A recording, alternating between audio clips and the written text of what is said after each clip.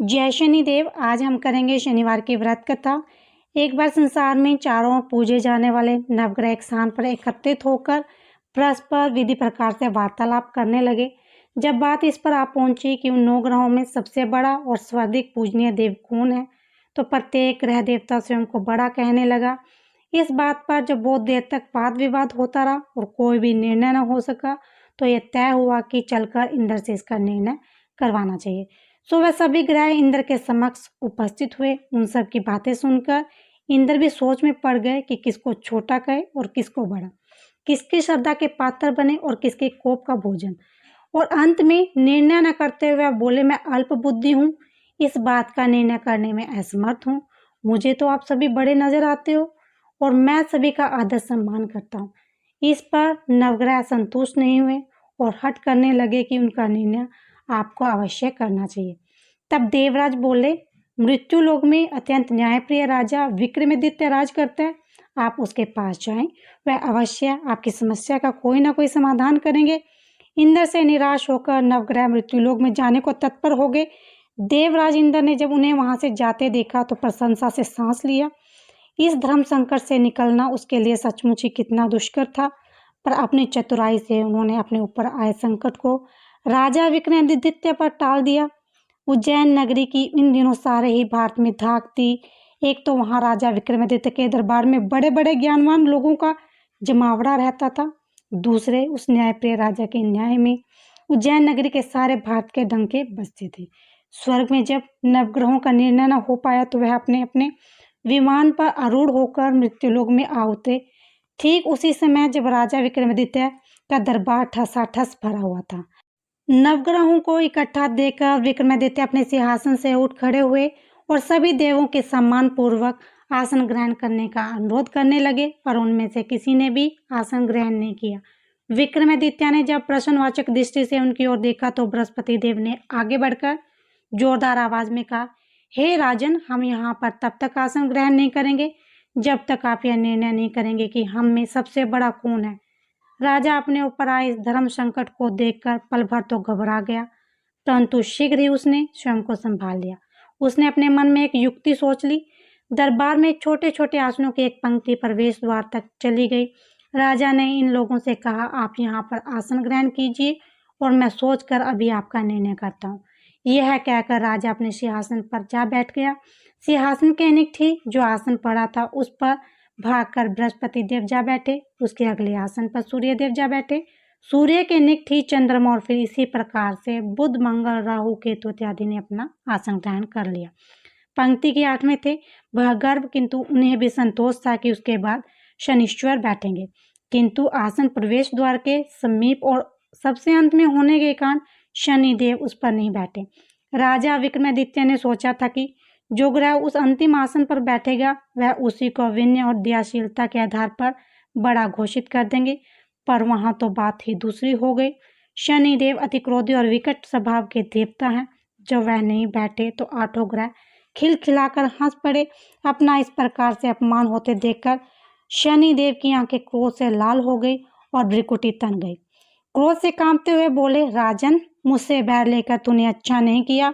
क्या समझकर तूने इस प्रकार से अपमानित करना चाहा और क्यों मुझे अंत में बिठाना चाहा? चंद्रमा राशि में 2.25 दिन तक रहता है और सूर्य, शुक्र, बुध केवल आधा मास, सोम और मंगल 2 मास, बृहस्पति 13 मास, राहु केतु 18 मास रहते हैं, जबकि मैं 7.5 वर्ष तक रहता हूँ। इसीलिए अब तू सावधान हो जा। तूने जो मेरा अपमान किया है उसका दंड अवश्य मिलेगा। राजा के कुछ दिन तो आराम से बीते, लेकिन शीघ्र ही शनिदेव की दृष्टि फिरी और राजा पर 7.5 आ गए। उन्हीं दिनों एक व्यापारी कुछ घोड़े बेचने के लिए उज्जैन नगरी आया। सुंदर सुंदर घोड़े देखकर राजा जी ललचा गया। राजा ने उन्हें खरीदने का आदेश दिया। घोड़ों में से घोड़ा भंवर नाम का था। राजा उस पर चढ़कर देखने लगा। कुछ देर तक तो घोड़ा राजा के लिए वही घूमता रहा, लेकिन फिर सहसा भाग खड़ा हुआ। राजा को बड़ा अचंभा हुआ। घोड़ा एक घनघोर जंगल में राजा को पटक कर अंतर्ध्यान हो गया। राजा अकेला उस वीरान जंगल में भटकने लगा। शाम के समय जब उसे भूख प्यास सताने लगी तो वह जोर जोर से चीखने लगा। उधर एक पगडंडी से एक ग्वाला अपने गांव को जा रहा था। वह राजा की आवाज सुनकर रुक गया। राजा उसके पास गया। ग्वाले ने उसकी व्यथा जानकर उसे निक की नदी पर ले जाकर पानी पिला दिया। पानी पीने के बाद राजा ने चैन की सांस ली और प्रसन्न होकर उसने ग्वाले को अपने हाथ की अंगूठी उतार कर दे दी और उससे कहा कि मैं उज्जैन का रहने वाला हूँ, यहाँ रास्ता भटक गया हूँ, तो मुझे रास्ता दिखा दो। तब ग्वाला उसे अपने साथ गांव में ले गया। वहाँ एक मिष्ठान की दुकान पर राजा ने मिठाई खाकर भूख मिठाई और दुकानदार को भी एक अंगूठी उतार कर दे दी। दुकानदार के पूछने पर उसने उससे भी यही कहा कि वह उज्जैन नगरी का रहने वाला है, उसका नाम मोना है। फिर वह दुकान के बंद होने तक वहीं बैठकर दुकानदार से बातें करता रहा। उस दिन दुकानदार की बहुत बिक्री हुई। उसने सोचा, ये तो भाग्यवान पुरुष है जो इसके आने से आज मेरी इतनी बिक्री हुई है। इसीलिए रात होने पर वह उससे बोला कि आप मेरे साथ मेरे घर चल और मेरे साथ ही भोजन करें। राजा मान गया। तो वह दोनों उसके घर पहुंचे तो दुकानदार की पत्नी ने उसका स्वागत सत्कार किया और अतिथि के लिए विशेष रूप से भोजन तैयार किया। भोजन करते समय एक अद्भुत घटना घटी। जहाँ राजा भोजन कर रहा था वहीं सामने की दीवार पर सोने का एक सतलड़ा हार टंगा हुआ था।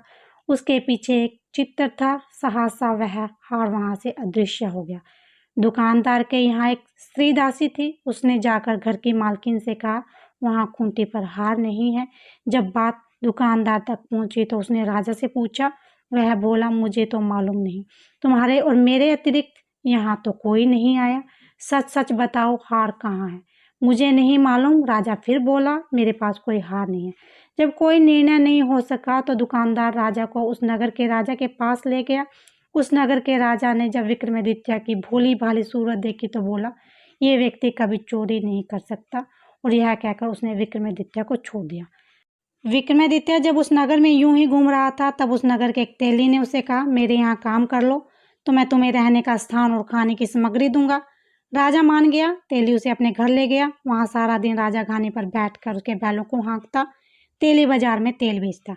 जब वर्षा ऋतु आई, मूसलाधार वर्षा होने लगी, तब घानी पर बैठे हुए विक्रमादित्य ने मौज में आकर ऊंचे ऊंचे राग अपने आरंभ कर दिए। निकटी उस नगर का राजमहल था। वहां बैठी खिड़की में राजकुमारी ने जब राजा का मधुर स्वर सुना तो वह अपने हृदय पर काबू खो बैठी। उसने अपनी दासी को पता करने के लिए भेजा। दासी वहां गई।